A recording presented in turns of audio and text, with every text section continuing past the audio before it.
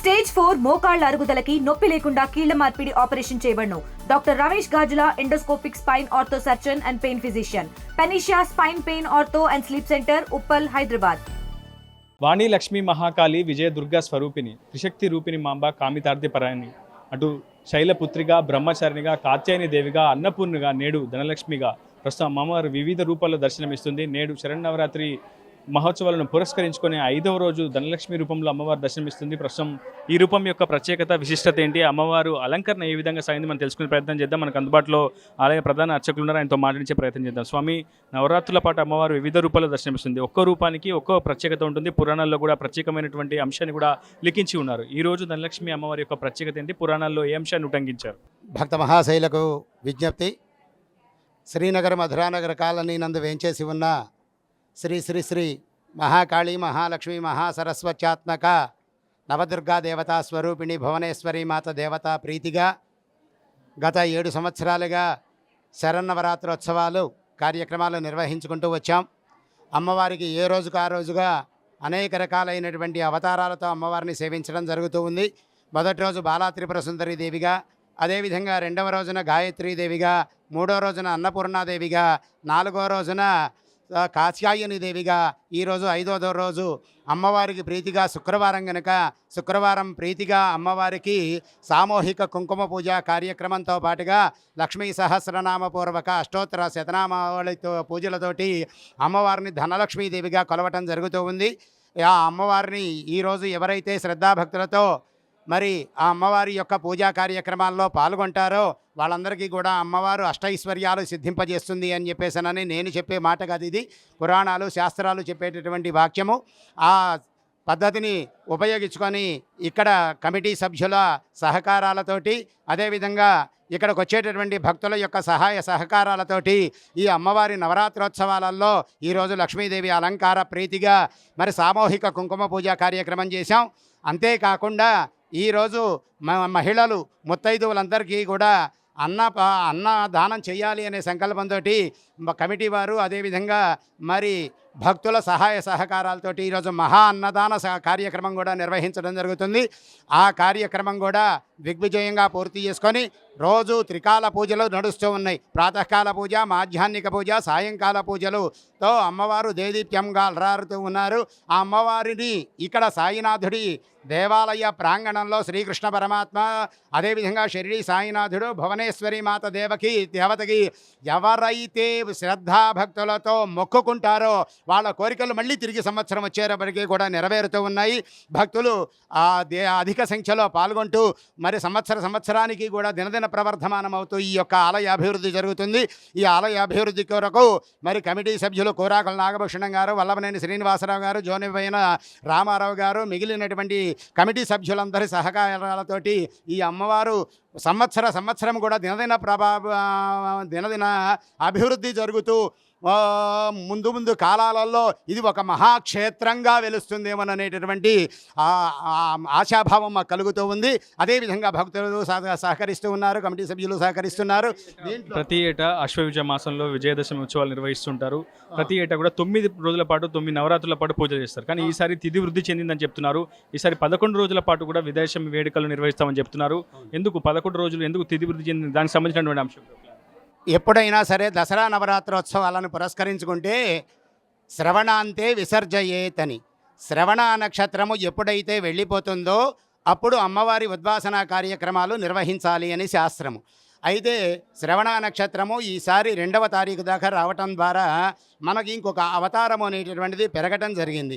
ఆ అవతారం పెరగటం ద్వారా శ్రవణ నక్షత్రం రోజున విజయదశమి ఉత్సవాలు చేసి తర్వాత కలశ ఉద్వాసన కార్యక్రమాలన్నీ కూడా నిర్వహించడం జరుగుతుంది.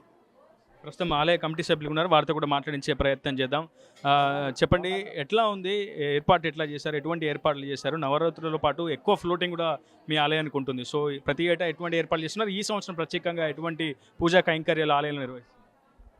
సద్గురు సాయినాథుడు ఆలయం, మధురానగర్ శ్రీనగర్ కాలనీ. ఈ ఆలయంలో నిత్యం భక్తులకి కావాల్సినటువంటి అన్ని సౌకర్యాలని కమిటీ వారు దగ్గరుండి చూసుకోవడం జరుగుతుంది.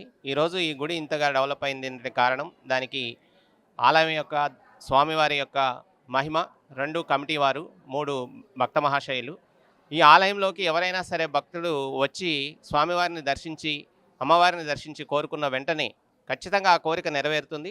ఆ కోరిక నెరవేరిన దానికి కృతజ్ఞతగా స్వామివారికి మొక్కులు చెల్లించుకోవడానికి ఈరోజు ఇంతమంది భక్తులు ఆలయానికి విచ్చేస్తున్నారు. కమిటీ వారు ఇంతమంది భక్తులకు సేవలు అందించడం కోసం స్వచ్ఛందంగా మరి అన్నదాన కార్యక్రమాన్ని ఏర్పాటు చేయడం జరిగింది. భక్తులు నెలకు ఒక 500 రూపాయలు సమర్పిస్తే ఆ 500 తోటి వారి కుటుంబంతో పాటు ఇంకో నలుగురికి అన్నదానాన్ని పెట్టొచ్చు అనే సంకల్పంతో మరి ఆలయంలో నెలలో మొదటి గురువారం, మూడో గురువారం, మధ్యలో ఒక గురువారం అన్నం ఫౌండేషన్లో పెట్టడం జరుగుతుంది. భక్తులు స్వచ్ఛందంగా ఈ కార్యక్రమాన్ని నిర్వహిస్తున్నారు. ఈ ఆలయానికి కమిటీ అధ్యక్షులుగా కోరాకుల నాగభూషణం గారు, వల్లభనేని శ్రీనివాసరావు గారు, రామారావు గారు, జోనుబైన రామారావు గారు ఉన్నారు. అలాగే ఈ division corporator 14వ division corporator Valaraju గారు, కోరాకుల వలరాజు గారు ప్రతి కార్యక్రమాన్ని కూడా దగ్గరుండి స్వయంగా భక్తులకు ఏం కావాల్సిన చూసుకుంటూ, ఆలయానికి ఏం కావాల్సిన చూసుకుంటూ, ఇంతమంది భక్తులకి ఈ ఆలయం యొక్క విశిష్టతను పెంచడానికి ఎంతో కృషి చేస్తున్నారు. మన సద్గురు సాయినాథ్ యొక్క ఆలయం ఖమ్మంలోనే మధురానగర్ శ్రీనగర్ కాలనీలో వేంచేసి ఉన్నప్పటికీ ఖమ్మం పరిసర ప్రాంతాలు, ఖమ్మంలో కూడా మంచి గుడి సాయిబాబా గుడి అనగానే మనసులో భక్తులకు షిరిడీ సాయినాథుని యొక్క అంశంలో కనిపించే మహత్తరమైనటువంటి ఆలయం కావున ఇంతమంది ఇక్కడికి విచ్చేస్తున్నారు. భక్తులకు సాయంత్రం పూట 9 రోజులు కూడా కోలాటం ఆడిస్తాం. మరి ఆలయ ప్రాంగణంలో సరిపోనంత మంది ఇంకా భక్తులు చాలామంది నిలబడి చూస్తూ గోడలపైన అటు ఇటు చూసుకుంటూ కూర్చుంటారు. అంతమంది జనాన్ని మన ఆలయంలోకి విచ్చేసి కోలాట ఈ కార్యక్రమాలు ఆడుతున్నా డీజేలతోటి, పిల్లలతోటి, తల్లులతోటి ఇంత పండగలకి సెలవులకు కూడా వెళ్లకుండా మన ఆలయానికే విచ్చేసి ప్రతిరోజు కూడా దేవుని దర్శించుకుంటూ అంత సంతోషంగా ఈ కార్యక్రమాలు నిర్వహించుకుంటున్నాం. మరి అలాగే భక్తులందరికీ ఒక విన్నపం, ఈ యొక్క ఆలయానికి స్వామివారిని దర్శించుకొని మీ కోరికలు నెరవేర్చుకొని మరి స్వామివారి ఆశీస్సులు పొందవలసిందిగా కోరుతున్నాం. నిత్య పూజలు కైంకర్యాలు నిర్వహిస్తుంటారు. అయితే విరాళాల భారం కూడా ప్రస్తుతం, ఎందుకంటే అన్నదానం నిర్వహించడం అంటే ఆషామాషి విషయం కాదు. కొన్ని వందల మంది ప్రతిరోజు వస్తున్నారు. ఈరోజు కూడా చాలామంది భక్తులు సామూహిక కుంకుమార్చనలో పాల్గొన్నారు. ఇంతమందికి ఈ భారాన్ని అంతా ఎలా భరిస్తున్నారు? ఇక్కడ మధురానగర్ శ్రీనగర్ కాలనీ భక్తులే సహకరించడాన్ని ఈ కార్యక్రమాలు చేయగలుగుతున్నాం. మొన్న ఒక భక్తుడు 10 లక్షల రూపాయలు అన్నదానానికి ఇచ్చాడు. అట్లా కొంతమంది దాతలు వారంలో 56,000 ఇస్తే ఒక వారం భోజనం పెట్టేటట్టుగా కొంతమంది దాతలు, కాశీ లాంటి వాళ్ళు ఇట్లాంటి వాళ్ళు చాలా మంది నెలలో ఒకళ్ళు ఇద్దరు వస్తూనే ఉన్నారు. ఆ విధంగా వాళ్ళు మొక్కులు చెల్లించుకోవడానికి వాళ్ళకి మంచిగా కలిసి వచ్చిందంటే 56,000 ఇచ్చేటటువంటి అన్నదానం గుడి తరపున పెడతారు అందరికీ. ఆ విధంగా భక్తులు కూడా ఆ విధంగా వచ్చారు కాబట్టి గుడికి ఏం భారం లేదు, మంచిగా జరుగుతుంది. అమ్మ, సాధారణంగా వరలక్ష్మి వ్రతాలు వచ్చినప్పుడు ఎక్కువగా ఇలా సామూహిక కుంకుమ పూజలు చేస్తుంటారు. కానీ విజయదశమి వేడుకల సమయంలో ఇలా కుంకుమ పూజలు చేయడం ఎటువంటి అనుభూతిని ఇస్తుంది? అమ్మవారు మీరు ఏ కోరికలు కోరుకున్నారు? అమ్మవారు ప్రతి ఏటా కోరిన కోరికలు నెరవేరుతున్నాయి అంటే అమ్మవారి పూజ అంటే కోరికలు కోరుకున్న వాళ్ళకి కామన్గా తీరుతైపోతాయి.